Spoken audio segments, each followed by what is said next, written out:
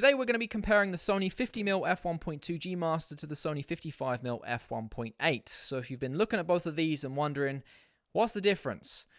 This will be a good video for you to watch. Let's kick things off with the big obvious one, aperture. Now both of these lenses are going to handle low light incredibly well. F1.8 on the 55mm there, which is as wide open as it goes, is nothing to look down at. But obviously comparatively, F1.2 is going to be better in low light, with the caveat that you have a much narrower depth of field, so it's going to be harder to nail your focus. At F1.2, you're on like a fine line of focus threshold. The difference between being in focus and out of focus could be like just a tiny smidgen of a turn, so it's something to be aware of if you are shooting wide open. Both of these lenses are going to be great for shooting portraits and separating the subject from the background. Let's take a look at what the difference is between shooting at f1.8 on the 55 to shooting at f1.2 on the 50.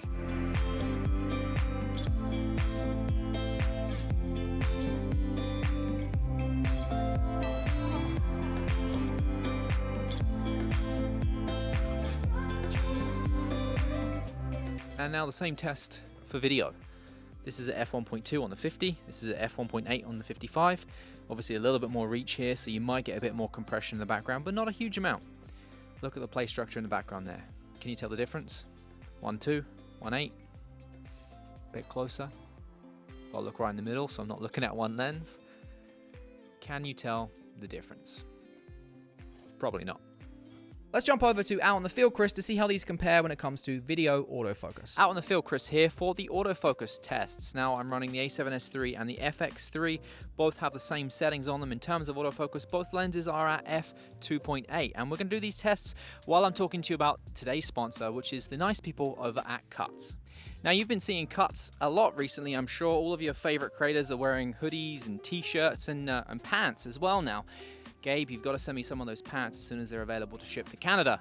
Everything is super soft, feels really premium. And one of the nice things I do like about Cuts is that whether I'm shooting a video like this, or if I'm going out to shoot a client video, or if I'm going for a meeting or want to go work out, I can wear all their stuff and it looks good doing all those different things. Like whatever you're wearing, whatever you're doing, it looks good. You know how hard it can be when you find something that fits good, it looks good, you wear it lots, you want to go and order it again, they don't have it in stock or it doesn't fit the same. Well, you don't have to worry about that with Cuts. It's consistently good fitting.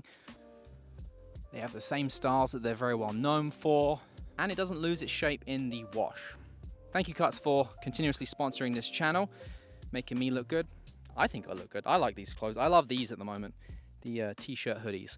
15% off discount down below if you want to try out Cuts. Just looking at that alone, I think it's easy to say that both of these lenses perform very well for video autofocus. They're both Sony native lenses, so I'd expect them to. Whichever one you pick is going to do well. What's more impressive is this is pretty old compared to this. We're talking like years old, and this is like not even a year old. So this holds its own. Hello, this is just a random video intermission, and it's not going to be green screen like I can see right here. It's going to be beautiful video shot at f1.2.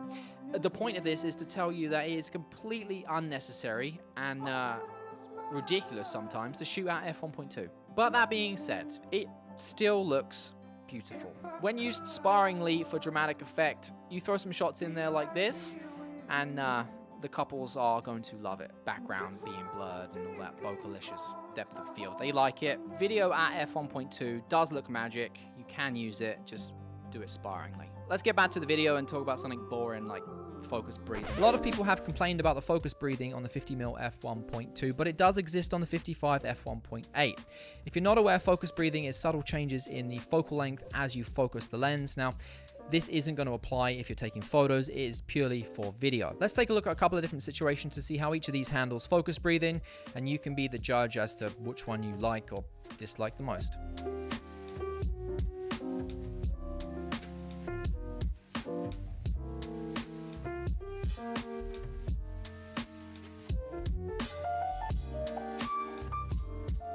Let's go back out on the field, Chris, to take a look at minimum focus distance. Now, I've had the 55 f1.8 for like 3 years, and one gripe I've always had with it is it's not the best when it comes to minimum focus distance. It's 50 centimeters on the 55 f1.8, which is about that. And then on the 50, it's actually 40 centimeters, which is about that, roughly. So on the 50 f1.2 here, you can see, and I can see on the screen I'm in focus. If I move across to the 55, you can see it does not focus. So that's just a demonstration of minimum focus distance. I'm going to move back for it to get in focus there, just so you can see. What about if we get closer? That's definitely closer. It looks in focus. What are we at here? That's like 33 centimeters. It looks in focus on the 50 f1.2. I don't know, maybe I just can't measure. Maybe this is a terrible tape measure. Just an example for you. Let's go back out in the field, Chris. He's going to tell us how we're going to look at the sharpness of each of these lenses. Right, I'm here. Sharpness test of this beautiful brick wall. I like to use a brick wall because it has lots of texture in it, so we can look at the middle, the edges, compare both lenses. We'll use the A7S3 for both images, f2.8, 1.8, who knows what I'll end up using. It will be on the screen in the edit. And we'll go back to Chris in the studio to analyze them. So I'll take these, back to you. All right, look. We got these side by side here. I could point here and say this bit sharper or this bit sharper.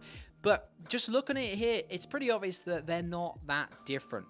If we were to zoom in, you can maybe see that the 50mm F1.2 is maybe like a tad sharper. Some of the lines are a little bit more defined, but there's not a huge difference. If you're thinking I'm going to buy the 50mm F1.2 over the 55 and it's going to be crazy sharper because it costs a lot more money and it's a GM, you're going to be sorely mistaken. The 55 is already a ridiculously sharp lens. The G Master has a ton of other features like buttons and aperture rings and that kind of thing, which we'll talk about in a bit, but for sharpness alone, it ain't worth it. When we look at both of these lenses in terms of design, it's obvious that they are very different, both in terms of size and features. This has one thing on it, a focus ring, and that's it. Nothing else on there. The 50mm F1.2 has a focus ring, which is a little bit looser, but also still really nice to turn. You also have an aperture ring there, which you can de-click, so you can go smooth for video there, or clicky. You also have a manual focus, autofocus switch, selector, whatever you want to call it, and two customizable buttons there as well.